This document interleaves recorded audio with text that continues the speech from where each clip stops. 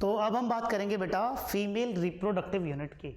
तो female reproductive unit की अगर हम बात करें बेटा, सो शुरू में मैंने क्या बताया, it consist of stigma, style and ovary, जिसको हम बेसिकली कार्पेल कहते हैं या फिर पेस्टिल कहते हैं, कार्पेल कहते हैं या फिर पेस्टिल कहते हैं।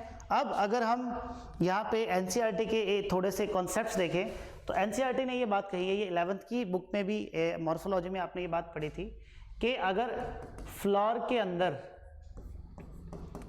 एक ही कार्पेल है तो उसे कहा जाएगा मोनोकार्पेलरी। क्या कहा जाएगा? मोनोकार्पेलरी। अगर उसके अंदर दो कार्पल्स हैं उसे कहा जाएगा बाइकार्पेलरी। और बेटा अगर दो से ज़्यादा हैं तो उसे हम पॉलीकार्पेलरी कंडीशन कहते हैं।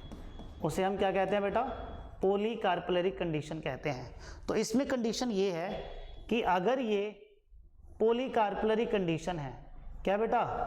अगर ये पॉलीकार्पेलरी कंडीशन है तो ये कार्पल्स फ्री भी हो सकती हैं और फ्यूज्ड भी हो सकती हैं।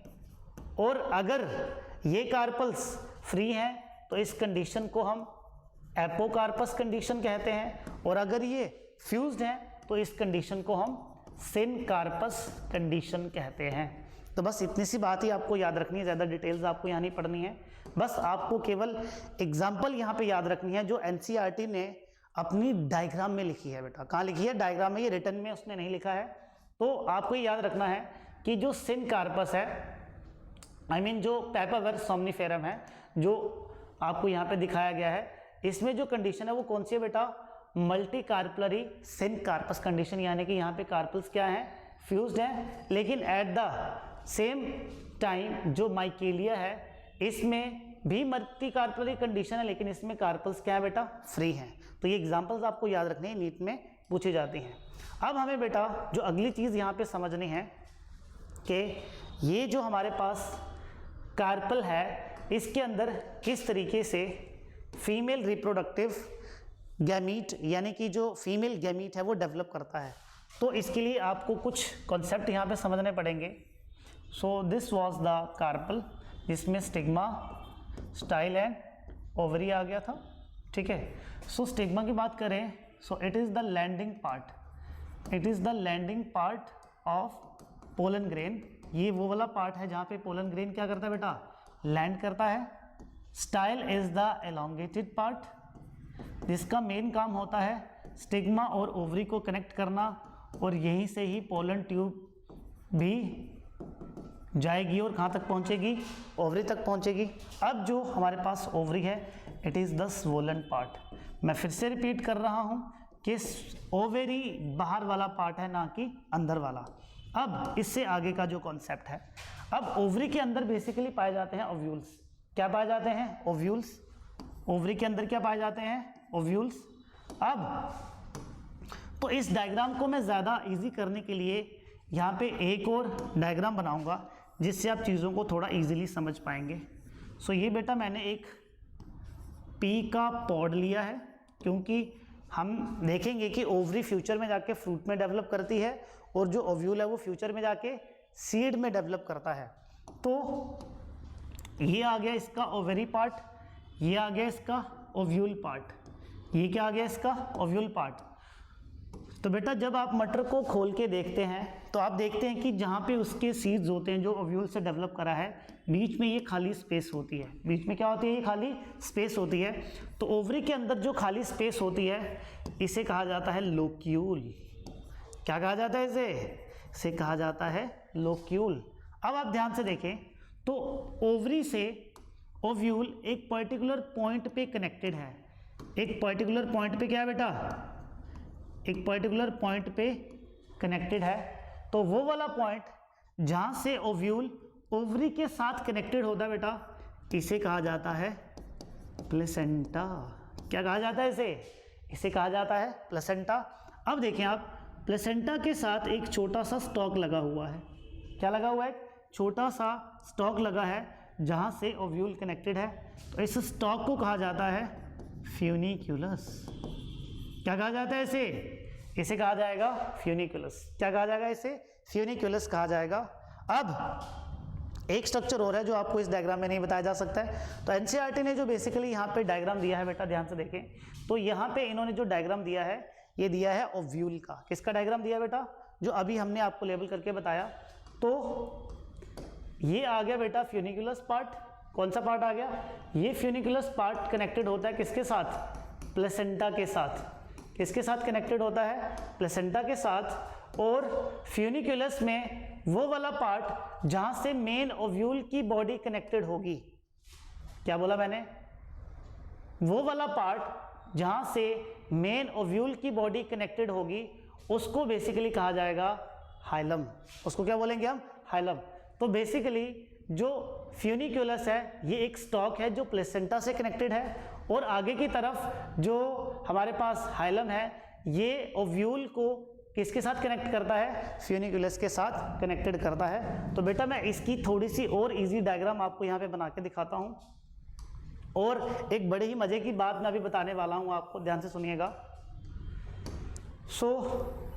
ये ओव्यूल में जो सबसे इंटरनल पार्ट आ गया जिसको बेसिकली एम्ब्रियो सैक कहा जाएगा। एम्ब्रियो सैक के बाहर बेटा हमें जो स्ट्रक्चर देखने को मिलेगा इसे न्यूसेलस कहा जाएगा। न्यूसेलस के बाहर हमें देखने को मिलेंगे ओव्यूल की प्रोटेक्टिव कवरिंग्स। ओव्यूल की प्रोटेक्टिव कवरिंग्स, जिन प्रोटेक्टिव कवरिंग्स को बोला जाता है इंटेगुमेंट्स। क्या कहा जाए? बहुत सिंपल डायग्राम, बहुत ज़्यादा सिंपल डायग्राम बेटा। यहाँ पे आ गई प्लेसेंटा, यहाँ पे आ गई प्लेसेंटा। ये हम अभी इस ओव्यूल का डायग्राम बना रहे हैं। This is funiculus, this is funiculus. अब देखिए, फ्यूनिकुलस का वो वाला पार्ट जहाँ से मेन ओव्यूल कनेक्टेड है, दिस इज हाइलम। इसे क्या कहा जाएगा? हाइलम। इसमें बेटा एक सपोर्टिंग टिश्यू होता है, इसको रेफे कहा जाता है। क्या कहा जाता है? रेफे कहा जाता है। अब ओव्यूल के जो सबसे इंटरनल पार्ट आपको नजर आ रहा है, दिस इज एम्ब्रियो सैक। क्या कहा जाएगा इसे? एम्ब्रियो सैक कहा जाएगा। एम्ब्रियो सैक के बाहर बेटा एक न्यूट्रिटिव टिश्यू की लेयर होती है जिसे न्यूसेलस कहा जाता है। बहुत सिंपल डायग्राम बेटा, बहुत सिंपल डायग्राम है। न्यूसेलस कहा जाएगा। और ये जो न्यूसेलस होता है इसके बाहर होती हैं दो प्रोटेक्टिव कवरिंग्स जिनको इंटेगुमेंट्स कहा जाता है। This is the inner and this is the outer. ये दोनों क्या है बेटा? ये दोनों हैं इंटेगुमेंट्स। ये दोनों क्या हैं? ये दोनों हैं इंटेगुमेंट्स। अब ध्यान से देखें तो ऑलमोस्ट सारे के सारे ओव्यूल को बाहर से इंटेगुमेंट ने कवर करके रखा हुआ है except one place. Except one place, तो वो वाली जगह जहां पे इंटेगुमेंट एब्सेंट होता है इसे कहा जाएगा बेटा माइक्रोपाइलर एंड। क्या कहा जाएगा? Micropylar and. और इसके जो अपोजिट होता है इसे कहा जाता है चलाजल एंड। क्या कहा जाता है? Chalazal end. और वो वाला व्यूल जिसमें माइक्रोपाइलर, चलाजल एंड प्लेसेंटा के 90 डिग्रीज के एंगल पे होते हैं बेटा, इसे कहा जाता है एनाट्रोपस ओव्यूल। क्या कहा जाएगा इसे? एनाट्रोपस ओव्यूल कहा जाता है। तो बेटा ओव्यूल की बेसिक 6 टाइप्स होती हैं, वो आपको नहीं पढ़नी है, फिलहाल आपको ये स्ट्रक्चर ही पढ़ना है। अब एक मजे की बात देखिए, जो सबसे इंटरेस्टिंग बात है, अगर हम इस ओव्यूल को जो कि फीमेल रिप्रोडक्टिव पार्ट है कंपेयर करें female reproductive system of humans, तो बेटा female reproductive system of human भी देखिए कुछ ऐसा नहीं होता है क्या? ये क्या था? This was the cervix opening. तो बिल्कुल सर्विक्स की तरह यहाँ पे माइक्रोपाइलर एंड होता है। आने वाले लेक्चर्स में हम ये देखेंगे कि जो पोलन ट्यूब होगी उसकी एंट्री यहाँ से होगी, जस्ट लाइक दैट, कि जिस तरीके से यहाँ से जब पेनिस की एंट्री होती है तो स्पर्म्स की एंट्री होगी यहाँ से।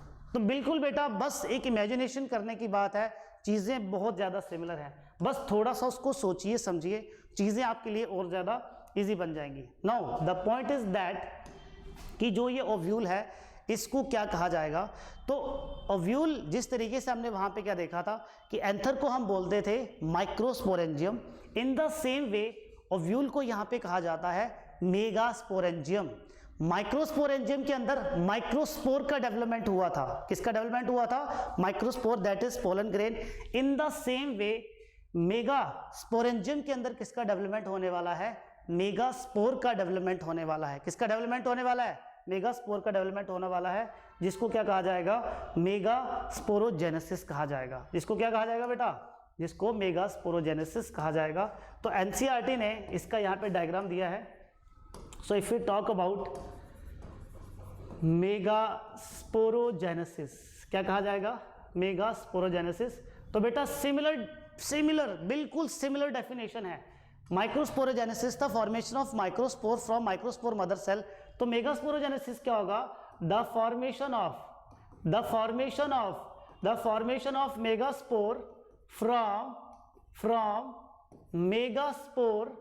from megaspore mother cell is called megasporogenesis. Now the point is that कि वहां पे तो स्पोरोजेनस टिश्यू था जिसके अंदर माइक्रोस्पोर मदर सेल थे।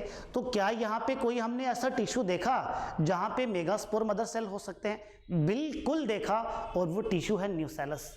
और वो टिश्यू क्या है बेटा? न्यूसेलस। हमने अभी क्या देखा कि एम्ब्रियो सैक के बाहर जो टिश्यू है उसको हमने क्या बोला? न्यूसेलस। न्यूसेलस का ही टिश्यू किसकी तरह काम करता है बेटा? न्यूसेलस के ही टिश्यू के कुछ सेल्स किसकी तरह काम करेंगे?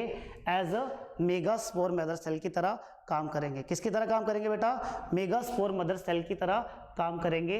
अब now the point is that कि ये जो मेगास्पोर मदर सेल होगा, क्या ये चलाजल एंड की तरफ होगा या माइक्रोपाइलर एंड की तरफ होगा? तो बेटा ये जो मेगास्पोर मदर सेल होगा, it will be selected from the micropylar and. कहाँ से सेलेक्टेड होगा? ये माइक्रोपाइलर एंड से सेलेक्ट होगा। और यही मेगास्पोर मदर सेल जो है फ्यूचर में जाके क्या बनाएगा? Megaspores in the same way. तो ये आ गया हमारा बेटा मेगास्पोर मदर सेल। ये जो मेगास्पोर मदर सेल है, इट विल अंडरगोज मियोसिस। इसमें क्या होगी? Meiosis, and it will form dyad, meiosis 1, और ये बनाएगा टेट्राड। क्या बनाएगा? Tetrad, meiosis 2। अब ट्विस्ट क्या है? अभी तक जो हम देख रहे हैं ये बिल्कुल सिमिलर है, जस्ट लाइक माइक्रोस्पोरोजेनेसिस। अब मेगास्पोरोजेनेसिस और माइक्रो में अंतर ये है कि माइक्रोस्पोरोजेनेसिस में वहाँ पे 4 माइक्रोस्पोर बनते थे जो 4 पोलन ग्रेन बनाते थे, लेकिन यहाँ पे ऐसा नहीं होगा। यहाँ पे क्या होगा? जब हमारे पास 4 मेगास्पोर्स बन जाएंगे, 4 मेगास्पोर्स बन जाएंगे, आउट ऑफ 4 3 क्या हो जाएंगे? 3 विल बी डीजनरेटेड। 3 क्या हो जाएंगे बेटा? डीजनरेट। और वो डीजनरेट कौन से वाले होंगे बेटा? वो होंगे माइक्रोपाइलर एंड वाले। बेटा कुछ प्लांट्स ऐसे होते हैं जिसमें चलाजल एंड वाले डीजनरेट करते हैं, लेकिन कुछ ऐसे होते हैं जिसमें माइक्रोपाइलर वाले डीजनरेट करते हैं। तो इसमें आपको कंफ्यूज बिल्कुल नहीं होना है।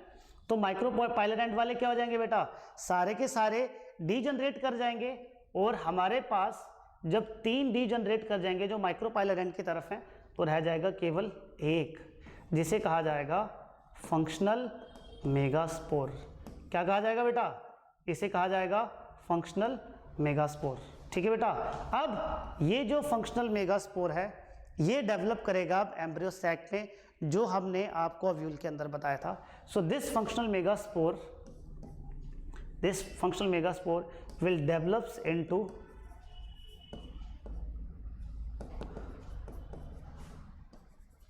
Mature embryo sac. किसमें डेवलप होगा? Mature embryo sac. Is that clear? तो इसके बाद हमें इस फंक्शनल मेगास्पोर का डेवलपमेंट पढ़ना है। अब तो इसके बाद जो एनसीईआरटी ने नेक्स्ट डायग्राम बनाया है, इसमें उसने बताया है the development of female gametophyte, that is, तो फीमेल गैमेटोफाइट क्या बेटा? Embryo sac. क्या बेटा? फीमेल गैमेटोफाइट क्या है कि अब ये एम्ब्रियो सैक का डेवलपमेंट कैसे होगा? आप इसको ये भी कह सकते हैं the development of functional megaspore, कि अब ये जो फंक्शनल मेगास्पोर है ये किस तरीके से डेवलप करेगा। तो फंक्शनल मेगास्पोर को हम एम्ब्रियो सैक भी कह सकते हैं। लेकिन ये कौन सा एम्ब्रियो सैक है? जो अभी मैच्योर नहीं करा है, जो अभी डेवलप नहीं करा है। ठीक है बेटा, सो ये आ गया हमारे पास, ये आ गया हमारे पास फंक्शनल मेगास्पोर। क्या आ गया? जिसको हम एम्ब्रियो सैक भी कह सकते हैं, लेकिन कौन सा वाला बेटा? ये कौन सा वाला है? जो अभी डेवलप नहीं हुआ है। इसको हम फीमेल गैमेटोफाइट भी कह सकते हैं, क्योंकि इसी में फीमेल गैमीट डेवलप करने वाला है। Is that clear? तो अब ये जो फंक्शनल मेगास्पोर है बेटा, इट विल अंडरगोज माइटोसिस। इसमें क्या होगी बेटा? माइटोसिस होगी। तो ये साइज बढ़ाएगा अपना थोड़ा सा और 2 सेल बनेंगे। दिस इज माइटोसिस 1, फिर ये करेगा माइटोसिस 2, फिर करेगा ये माइटोसिस 3। नाउ अब देखिए यहाँ पे, अब यहाँ पे ट्विस्ट है। अब आप देखें, जब ये माइटोसिस कर रहा है, जब ये माइटोसिस कर रहा है 1 के 2, 2 के 4, 4 के 8, तो इसमें एक स्पेशल तरह की माइटोसिस होती है। इसमें क्या होती है बेटा? एक स्पेशल तरह की माइटोसिस होती है जिसको कहा जाता है फ्री न्यूक्लियर सेल डिवीजन। क्या कहा जाता है बेटा?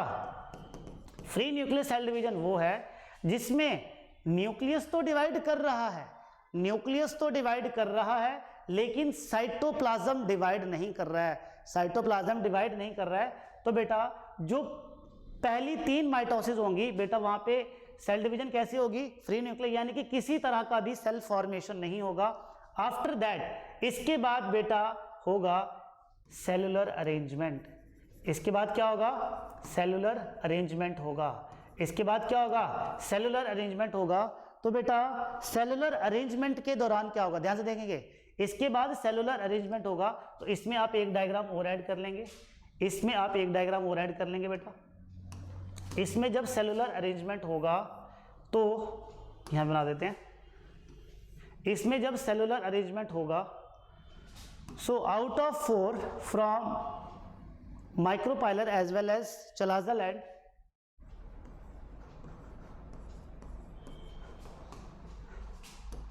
आउट ऑफ 4 एक माइक्रोपाइलर एंड से सेंटर में आएगा और एक चलाजल एंड से सेंटर में आएगा। तो ऊपर की तरफ कितने रह जाएंगे? 3 3। So this is the cellular arrangement. इसके बाद क्या होगा? Cellular arrangement. तो एनसीईआरटी ने उसका डायग्राम कुछ इस तरीके से बताया है। सो ये देखिए, आउट ऑफ 4 एक चलाजल एंड से सेंटर में आ जाएगा और एक माइक्रोपाइलर एंड से सेंटर में आ जाएगा। तो इसका माइक्रोपाइलर एंड ये वाला बताया गया है, क्योंकि यहाँ पे एक्सेल होता है। अब इसके बाद क्या होगा बेटा? अब देखो इस डायग्राम से जब वो इसमें आया तो इसको बस इन्होंने रोटेट करा और कुछ नहीं करा है, ठीक है। अब इसके बाद होगा बेटा सेल वॉल फॉर्मेशन। इसके बाद क्या होगा बेटा? सेल वॉल फॉर्मेशन होगा। और सेल वॉल फॉर्मेशन के दौरान बेटा जो माइक्रोपाइलर एंड की तरफ 3 सेल्स होंगे, उनमें से 2 सेल्स बना देंगे साइनर्जिड सेल्स और एक बन जाएगा एग सेल। और जो बेटा चलाजल एंड की तरफ होंगे, यहाँ पे जो 3 सेल्स होंगे, इनको क्या कहा जाएगा? Antipodal cells. इनको क्या कहा जाएगा? Antipodal cells. और जो सेंटर में 2 न्यूक्लियाई माइग्रेट करे थे, ये हैं किसकी तरफ हैं? They will be directed towards micropylar and, जिनको हम बोलेंगे पोलर न्यूक्लियाई। क्या बोलेंगे हम? Polar nuclei. और ये बेसिकली जो पूरा का पूरा अरेंजमेंट है जिसमें पोलर न्यूक्लियाई और एक्सेल होगा, इसको सेंट्रल सेल कहा जाएगा। क्या कहा जाएगा? Central cell. Along with that synergids के बीच में जो स्पेशल तरह के फिंगर लाइक प्रोजेक्शंस होंगे, इनको फिलीफॉर्म अपरेटस कहा जाएगा। फिलीफॉर्म अपरेटस का मेन काम क्या है बेटा? पोलर ट्यूब को गाइड करना to the egg cell as well as polar nuclei for the purpose of double fertilization. So एक बार मैं बेटा इसको समराइज कर रहा हूँ, एक बार मैं इसको समराइज कर रहा हूँ, ध्यान से देखिएगा। सो सबसे पहले हमारे पास था मेगास्पोर मदर सेल, इसकी हुई मियोसिस, बने 2 से बने 4, 2 3, आउट ऑफ 4 3। तो इसको सपोज कर लेते हैं कि ये माइक्रोपाइलर एंड है और ये चलाजल एंड है। सो आउट ऑफ 4 जो 3 माइक्रोपाइलर एंड वाले डीजनरेट कर जाएंगे, हमारे पास बच जाएगा 1। क्या बच जाएगा? 1, जिसको हमने फंक्शनल मेगास्पोर कहा। तो ये हो गया बेटा माइक्रोस्पोरोजेनेसिस। अब जो ये फंक्शनल मेगास्पोर है, it will undergoes free mitotic divisions, free nuclear cell divisions, free nuclear cell divisions, ठीक है। सो दिस ये माइटोसिस हो रही है, माइटोसिस 1, माइटोसिस 2, माइटोसिस 3। इसके बाद होगा बेटा सेलुलर अरेंजमेंट। क्या होगा? Cellular arrangement. आउट ऑफ 4, 3 ऊपर, 2 सेंटर में और 3 नीचे। तो ये जो 2 सेंटर में आए हैं, ये एक बेसिकली माइक्रोपाइलर एंड का आया है और एक कहाँ का आया है? चलाजल एंड का। अब इसके बाद होगा बेटा सेल वॉल फॉर्मेशन। इसके बाद क्या होगा? Cell wall formation. तो इस दौरान बेटा ऊपर की तरफ बन जाएंगे, यानी कि ये बन गए चलाजल एंड की तरफ 3 एंटीपोडल्स। क्या बन गए? एंटीपोडल्स। उसके बाद नीचे की तरफ बन जाएगा, this is the central cell, और सेंट्रल सेल में नीचे बन गए 2 साइनर्जिड्स, ये इनमें फेलिफॉर्म ऑपरेटस, ठीक है। उसके बाद ये आ गया एक्सेल, और सेंट्रल सेल में ही आगे हमारे पास 2 पोलर न्यूक्लियाई, ये फ्यूज़ हो जाएंगे। So these are the synergids, this is egg cell. Synergid और एक्सेल को मिलके एग ऑपरेटस कहा जाता है। क्या कहा जाता है बेटा? एग ऑपरेटस कहा जाएगा। This is polar nuclei. ये क्या है? अब एक बड़ा इंपॉर्टेंट क्वेश्चन जो नीट 2020 में पूछा गया था कि ये जो मैच्योर एम्ब्रियो सैक है, इसमें टोटल सेल्स कितने हैं? तो बेटा टोटल सेल्स हैं इसमें 1 2 3 4 5 6 7 सेल्स कितने हैं? 7। और न्यूक्लियस कितने हैं? 8। So it is 7 sailed 8 nucleate structure और 8 न्यूक्लिएट 7 सेल्ड स्ट्रक्चर। तो ये आपको याद रखना है। So this is the development of female gametophyte. तो बेटा हमारा मेल गैमेट भी बन चुका है और फीमेल गैमेट भी बन चुका है। अब हमने बेसिकली गैमेटोजेनेसिस पढ़ लिया है। अब हमारी जो अगली डिस्कशन है that will be the gamete transfer, कि गैमीट ट्रांसफर कैसे होगा। उसके लिए जो एंजियोस्पर्मिक पॉइंट ऑफ व्यू से देखें तो हम पढ़ाते हैं पोलिनेशन, यानी कि अब लड़का भी जवान हो गया, लड़की भी जवान हो गई है। अब लड़के और लड़की का आपस में क्या होने वाला है? इंटरेक्शन होने वाला है। क्या होने वाला है? इंटरेक्शन होने वाला है। सो ये हमारा अब नेक्स्ट डिस्कशन होगा, ठीक है बेटा।